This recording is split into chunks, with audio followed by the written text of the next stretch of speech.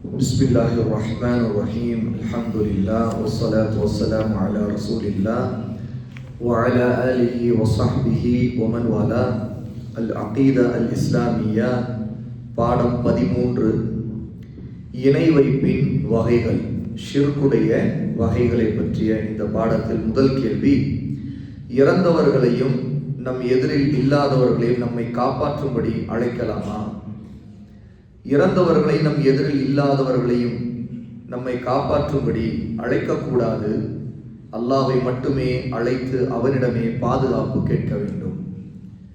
வல்லதீன யதுஊன மின் தூனில்லாஹி லா யக்லுகூன ஷைஅன் வஹும் யுக்லகூன் அம்வாத்துன் கைரு அஹ்யாஇன் வமா யஷ்உரூன் அய்யான யுபஅஸூன். நபியே, அல்லாஹ்வை தவிர்த்து எவரிடம் அவர்கள் பிரார்த்தனை செய்து அழைக்கிறார்களோ அவர்கள் எந்த ஒன்றையும் படைக்க முடியாது. அவர்களே படைக்கப்பட்டவர்கள்தான். அவர்கள் உயிர் உள்ளவர்களும் அல்ல, உயிர் இல்லாதவர்கள். எப்பொழுது உயிர் கொடுத்து எழுப்பப்படுவார்கள் என்பதையும் அவர்கள் அறிய மாட்டார்கள் என்று அல்லாஹ் தஆலா சூரா நஹல் 16வது சூராவுடைய 20, 21, 2 ஆயத்துகளிலே சொல்லுகிறான். இந்த ஆயத்திலிருந்து இறந்தவர்களிடம் நீங்கள் அழைத்து அவர்களை பிரார்த்தனை செய்தால் அவர்கள் உயிர் இல்லாதவர்கள் என்பதால் அவர்கள் நீங்கள் பேசுவதை அறிய மாட்டார்கள், உணர மாட்டார்கள். அவர்கள் உயிர் கொடுத்து எழுப்பப்படும் வரை இதுதான் அவர்களுடைய நிலை என்று அல்லாஹ் சொல்கிறான். இது தஸ்தகீஸூன ரப்பக்கும் ஃபஸ்தஜாப லக்கும். உங்களை பாதுகாக்குமாறு நீங்கள் உங்கள் இறைவனிடம், உங்கள் ரப்பிடம் கோரும்போது அவன்தான் உங்களுக்கு பதிலளிக்கிறான். 8வது சூரா அல் அன்ஃபாலுடைய 9வது ஆயத்திலையும் அல்லாஹ் தஆலா தன்னை தவிர மற்றவர்களிடம் நம்மை காப்பாற்றும்படி கோரிக்கை வைக்கக்கூடாது என்று தெளிவுபடுத்துகிறான். யா ஹய்யு யா கய்யூம் பிரஹ்மதிக அஸ்தகீஸ்.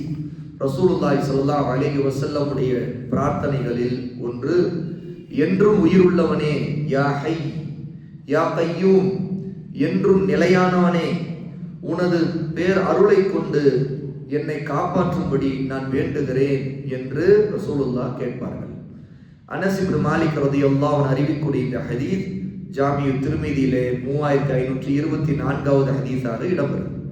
ஆக ரசூலுல்லாஹும் அல்லாஹ்விடம்தான் பாதுகாப்பு கேட்டு பிரார்த்தனை செய்யக்கூடியவராக இருந்திருக்கிறார்கள். இரண்டாவது கேள்வி, உயிர் உள்ளவர்களிடம் பாதுகாப்பு கோரி அழைப்பு விடுக்கலாமா? அவர்களால் உதவி செய்ய முடிந்த அளவிற்கு அவர்களிடம் உதவி கேட்கலாம்.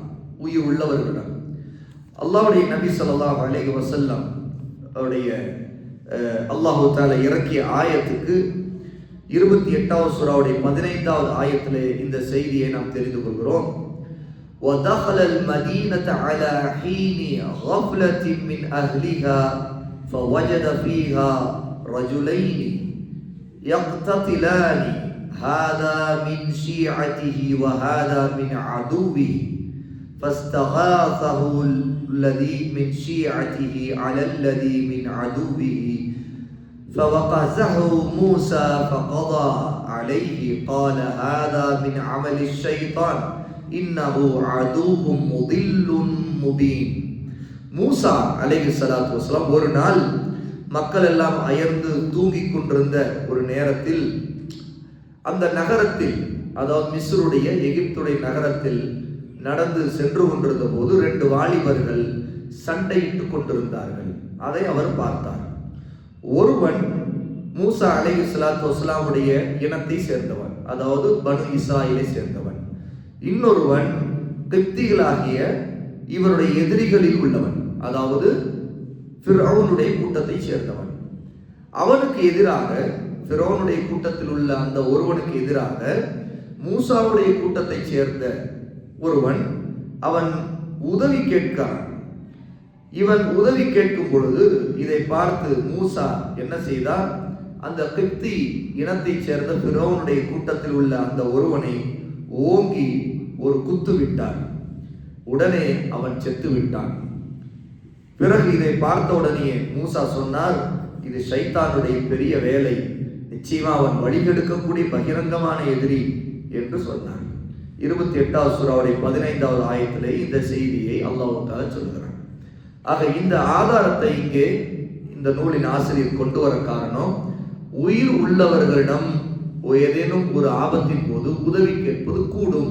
ஏனென்றால் அந்த மூசாவுடைய சமுதாயத்தைச் சேர்ந்தவன் அவன் உதவிக்கு அழைக்கும் போது மூசா அந்த உதவியை ஏற்றுக்கொண்டு அந்த எதிரியை அடிக்கிறார், குத்துகிறார். அப்போது நடந்தது என்னவோ, ஷைத்தான் மூசா அலைஹிஸ்ஸலாத்து வஸ்ஸலாமுடைய குத்திய அந்த அடியின் காரணமாக அவன் செத்து விட்டாலும், இங்கே ஆதாரம் என்பது உயிர் உள்ளவரிடம் ஏதேனும் ஒரு அவசரமான காரியத்தில் அவருடைய சக்திக்கு உட்பட்ட விஷயங்களில் நாம் உதவி கேட்பது கூடும் என்பதுதான் இங்கே அதனுடைய செய்தி. 3வது கேள்வி, அல்லாஹ்வை தவிர மற்றவரிடம் உதவி கேட்கலாமா? அல்லாஹ்வை தவிர மற்றவரிடம் பிரார்த்தனையின் மூலமாக உதவி கேட்கலாமா? கூடாது. ஏனென்றால் இய்யாக நஅபுது வ இய்யாக நஸ்தஈன், அல்லாஹ்வே நாங்கள் உன்னையே வணங்குகிறோம், உன்னிடமே உதவி தேடுகிறோம் என்று அல்லாஹ்விடம் சொல்லுகிறோம். சூரத்துல் ஃபாத்தியாவுடைய 4வது ஆயம். ஆக அல்லாஹ் தஆலா அல்லாஹ்விடம் தான் உதவி கேட்க வேண்டும் என்று கட்டளையிட்டிருக்கிறார்.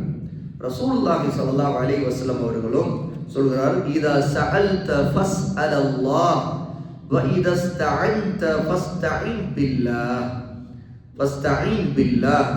நீ ஏதாவது கேட்பதாக இருந்தால் அல்லாஹ்விடமே கேள், உதவி கேட்டாலும் அல்லாஹ்விடமே உதவி கேள் என்றே அல்லாஹ் தஆலா சொல்லி இருக்கிறதாக அல்லாஹ்வுடைய நபி சொல்லுகிறார்கள். இப்னு அப்பாஸ் ரலியல்லாஹு அன்ஹு அறிவிக்கக்கூடிய இந்த ஹதீஸ் திருமீதில 2516வது ஹதீஸாக இடம்பெறும். அப்ப இந்த ஹதீஸின் மூலமாக, ஆயத்தின் மூலமாக நமக்கு என்ன தெரிய வருகிறது? உண்மையாக உதவி என்பது அல்லாஹ்விடம் தான் இருக்கிறது. ஆகவே முதலில் ஒருவர் தன்னுடைய எந்த தேவையும் அல்லாஹ்விடம் முன்வைக்க வேண்டும், அவனிடம் உதவி தேட வேண்டும் என்பதை தெரிந்து கொள்கிறோம். 4வது கேள்வி, உயிருள்ளோரிடம் உதவி தேடலாமா? அதாவது கடன் அல்லது மற்ற உதவிகள் அவர்களால் செய்ய முடிந்த அளவிற்கு அவரிடம் கேட்கலாம். அல்லாஹ் தஆலா வதஆவனு அலல் பிர்ரி வத்தக்வா, நன்மைக்கும் அல்லாஹ்வை பற்றிய அச்சத்திற்கும் நீங்கள் ஒருவருக்கொருவர் உதவி கொள்ளுங்கள் என்று அல்லாஹ் சொல்லுகிறார். சூரா அல் மாயிதாவுடைய 5வது சூரா 2வது ஆயத். ஆக பொதுவாக உலக காரியங்களில் நமக்கு சில விஷயங்களில் ஒருவர் இன்னொருவருக்கு உதவலாம். அப்படி ஒருவருக்கு தேவைகள் இருக்கும்போது இன்னொரு உதவியும் கேட்கலாம். ஆனால் மார்க்கத்தில் அது நன்மையிலும் பாவமற்ற விஷயத்திலும் தக்வாவின் அடிப்படையில் தான் அந்த உதவி இருக்க வேண்டும். பாவமான அல்லாஹ்வுடைய மார்க்கத்திற்கு முரணான விஷயங்களில் ஒருவருக்கு உதவக்கூடாது. நபி ஸல்லல்லாஹு அலைஹி வஸல்லம் சொல்லுகிறார்கள், வல்லாஹு ஃபீ அவ்னில் அப்தி மா கானல் அப்து ஃபீ அவ்னி அஹீஹி. அடியான் தன் சகோதரன் ஒருவனுக்கு உதவி செய்து கொண்டிருக்கும் வரை அந்த அடியானுக்கு அல்லாஹ் உதவி செய்து கொண்டே இருப்பான். அபூ ஹுரைரா ரலியல்லாஹு அன்ஹு அறிவிக்கக்கூடிய இந்த ஹதீஸ் முஸ்லிமில் 7028வது ஹதீஸாக இடம்பெறும். ஆக இந்த ஹதீஸிலே ரசூலுல்லாஹ் ஆர்வமூட்டுகிறார்கள், ஒரு அடியான் தன்னுடைய சகோதரர்கள் சிரமப்படும் போது அவர்களுக்கு உதவி செய்தால் அல்லாஹ் அந்த அடியானுக்கு உதவி செய்வான். அதே சமயம் ஆசிரியர் குறிப்பிடுகிறார்கள், நோய் நிவாரணம் கேட்பது, வாழ்வாதாரம் ரிஸ்க் கேட்பது, நேர்வழியை வேண்டுவது போன்ற விஷயங்களில் அல்லாஹ்விடம் தான் உதவி கேட்க வேண்டும். ஏனென்றால் அஷ்ஷிஃபா மினல்லாஹ், நிவாரணம் என்பது அல்லாஹ்விடம் தான் இருக்கிறது. ஒரு டாக்டர் அவர் மருந்து கொடுக்கிற அடிப்படையில் உதவுவார். ஆனால் உண்மையிலேயே அந்த மருந்தை அல்லாஹ் தஆலா உடம்பிலே அதற்கான பயனை, அதனால் வரக்கூடிய நிவாரணத்தை கொடுப்பது அல்லாஹ்வுடைய நாட்டத்தில் தான் இருக்கிறது. ஆகவே நோய் நிவாரணம் என்பது தர்காவில் அடைக்கக்கூடிய இருக்கிறவருக்கோ அல்லது வேறு ஏதோ உயிர் உள்ள ஒரு மந்திரவாதியிடமோ இல்லை. அல்லாஹ் நாடினால் அந்த நிவாரணம் கிடைக்கும். ஆனால் சில சமயங்களில் ஒருவருக்கு ஓதி ஊதுவது அல்லது ஒருவரை ஊதிவிடச் சொல்லுவது இது மார்க்கத்தில் அனுமதிக்கப்பட்டது. ஆனால் அது ஷிர்க் இல்லாத, பித்அத் இல்லாத முறையில் சுன்னாவில் ரசூல் ஸல்லல்லாஹு அலைஹி வஸல்லம் காட்டிய வழிமுறையில் குர்ஆனை கொண்டு நல்ல பிரார்த்தனைகளை கொண்டுதான் அந்த மாதிரி செய்ய வேண்டும். அதே மாதிரி தான் ரிசுக்கை, ஒருத்தருடைய ரிசுக் என்பது அல்லாஹ்விடம் உள்ள விஷயம். ஆகவே ஒருத்தருடைய ரிசுக்கை நாம் கேட்க முடியாது, நேர்வழியை கேட்க முடியாது. நேர்வழி ஹிதாயத் என்பது அல்லாஹ்விடம் இருக்கக்கூடிய விஷயம். ஏனென்றால் உயிருள்ள பிற மனிதர்களால் இவற்றை வழங்க முடியாது. அவ்வாறு இருக்கும்போது மரணித்தவர்களால் எப்படி இவற்றை வழங்க முடியும்? அல்லாஹ் தஆலா சொல்கிறான், அல்லதி خلقني فهو يهدين والذي هو يطعمني ويسقين واذا مرضت فهو يشفين. இப்ராஹிம் அலைஹிஸ்ஸலாத்து வஸ்ஸலாம் உடைய வார்த்தை இது. அல்லாஹ் தஆலா 26வது சூராவுடைய 78 லிருந்து 80வது ஆயத்து வரைக்கும் சொல்லுகிறான், அவன்தான், அதாவது இப்ராஹிம் சொல்லுகிறார்கள், அல்லாஹ்தான் என்னை படைத்தான், அவனே எனக்கு நேரான வழியை காட்டுகிறான், அவன்தான் எனக்கு உண்ணவும் குடிக்கவும் தருகிறான், நான் நோய்வாய்ப்படும் போது அவன்தான் என்னை குணப்படுத்துகிறான் என்று இப்ராஹிம் அலைஹிஸ்ஸலாத்து வஸ்ஸலாம் சொல்லுகிறார்கள். ஆக அல்லாஹ்தான் உண்மையாகவே இந்த காரியங்களை எல்லாம் நடத்தி காட்ட முடிந்தவன். 5வது கேள்வி, அல்லாஹ்வை தவிர மற்றவர்களுக்கு நேர்ச்சை செய்யலாமா? அல்லாஹ் ஒருவனுக்கு தவிர வேறு யாருக்காகவும் நேர்ச்சை செய்வது அறவே கூடாது. ஏனென்றால் அல்லாஹ் தஆலா சொல்கிறார், ரப்பி இன்னி நதர்து லக மா ஃபீ பத்னி முஹர்ரரன். இது மரியம் அலைஹிஸ்ஸலாத்து வஸ்ஸலாமுடைய தாய் கேட்ட ஒரு பிரார்த்தனை. அவர்கள் சொல்லுகிறார்கள், என் இறைவனே, நிச்சயமாக நான் என் கர்ப்பத்தில் உள்ளதை உனக்கு முற்றிலும் அர்ப்பணம் செய்துவிட நேர்ச்சை செய்து கொண்டேன். ஆக நேர்ச்சை என்பது அல்லாஹ்வுக்கு தான் செய்யப்பட வேண்டும். ஆகவே மரியம் அலைஹிஸ்ஸலாத்து வஸ்ஸலாமுடைய தாய் கர்ப்பம் தரித்த நேரத்திலேயே அல்லாஹ்விடம் ஒரு நேர்ச்சை செய்தார்கள். இந்த பிறக்கக்கூடிய குழந்தையை பைத்துல் முகத்தஸிற்காக நான் நேர்ந்து விடுகிறேன், அதாவது அர்ப்பணித்து விடுகிறேன் என்று நேர்ச்சை செய்தார்கள். இது அல்லாஹ்வுக்காக மட்டும் செய்யப்பட வேண்டிய ஒன்று. ஆகவேதான் மரியம் அலைஹிஸ்ஸலாத்து வஸ்ஸலாம் பைத்துல் முகத்தஸுடைய பணிவிடைகளுக்காக அங்கேயே இபாதத் செய்து கொண்டு, பைத்துல் முகத்தஸிலே பணிவிடை செய்து கொண்டு அவர்கள் அப்படியே வாழ்ந்தார்கள். ஆகவேதான் அவர்கள் திருமணம் கூட செய்யாமலே இருந்தார்கள். 3வது சூராவுடைய 35வது ஆயத்திலே அல்லாஹ் தஆலா இதை சொல்லி காட்டுகிறார். ரசூலுல்லாஹி ஸல்லல்லாஹு அலைஹி வஸல்லம் சொல்லுகிறார்கள், மன் நதர அய்யுதீஅல்லாஹ ஃபல்யுதீஅஹு. யார் ஒருவர் அல்லாஹ்வுக்கு கீழ்ப்படிவதாக நேர்ச்சை செய்து கொண்டாரோ அவர் அல்லாஹ்வுக்கு கீழ்ப்படிந்து விடட்டும். வமன் நதர அய்யஸியஹு ஃபலா யஸி. யார் அல்லாஹ்வுக்கு மாறு செய்கின்ற ஒரு விஷயத்தில் நேர்ச்சை செய்து விட்டாரோ அவர் அல்லாஹ்வுக்கு மாறு செய்து விட வேண்டாம். ஆயிஷா ரலியல்லாஹு அன்ஹா அறிவிக்கக்கூடிய இந்த ஹதீஸ் புகாரில 6696வது ஹதீஸ். ஆக இந்த ஹதீஸிலிருந்து தெரிய வருகிறது, ஒருவர் நேர்ச்சை செய்தால் அது அல்லாஹ்வுக்கு கீழ்ப்படியக்கூடிய விதத்தில் இத்தாஅத் மார்க்கம் அனுமதித்த அடிப்படையில் இருக்க வேண்டும். எப்போது மார்க்கத்துக்கு முரணான முறையில் ஒருத்தர் நேர்ச்சை செய்தாரோ அந்த நேர்ச்சை அல்லாஹ்வோட தௌபா செய்ய வேண்டும். அவர் அதை நிறைவேற்றக்கூடாது. அது ஒரு ஹராமான நேர்ச்சை. அல்லாஹ்வுக்காகவே அவர் நேர்ச்சை செய்திருந்தாலும் அந்த நேர்ச்சியை அவர் நிறைவேற்றக்கூடாது. பாவமான விஷயங்கள் யாராவது ஒருத்தர் சில நேரங்களில் சில விதமான நேர்ச்சைகள், நான் இந்த காரியத்தை செய்கிறேன், எனக்கு இது கிடைத்தால் இதை நான் செய்வேன் என்று ஏதாவது ஒரு நேர்ச்சி செய்திருப்பார். ஆனால் அது மார்க்கத்தில் ஹராமானதாக இருக்கும். மார்க்கத்தில் அதை செய்வது ஹராமாக இருக்கும். அப்படிப்பட்டதாக இருந்தால் அப்படிப்பட்ட நேர்ச்சியை நிறைவேற்றக்கூடாது, தௌபா செய்ய வேண்டும். 6வது கேள்வி, அல்லாஹ்வை தவிர மற்றவர்களுக்காக பிராணிகளை அறுத்து பலியிடுதல் கூடுமா? குர்பானி கொடுக்கிறது அல்லது பலியிடுதல் அறவே கூடாது. ஏனென்றால் அல்லாஹ் தஆலா சொல்கிறான், ஃபஸல்லி லிரப்பிக வன்ஹர். நபியே, உங்களுடைய இறைவனை தொழுது நீங்கள் அவனுக்கே வன்ஹர் குர்பானி அறுத்து கொடுப்பீராக. ஆக சூரா அல் கௌசர் 108வது சூராவுடைய 2வது ஆயத்திலே அல்லாஹ் தஆலா இதை சொல்லுகிறான். இப்படி யாராவது ஒருத்தர் அல்லாஹ் அல்லாத வேறு யாருக்காவது அறுத்து பலியிட்டால், இறந்துவிட்ட அவுலியாக்களுக்காக இப்படி பலியிட்டால் அது அல்லாஹ்வுடைய மிகப்பெரிய சாபத்திற்குரிய காரியமாக ஆகும்.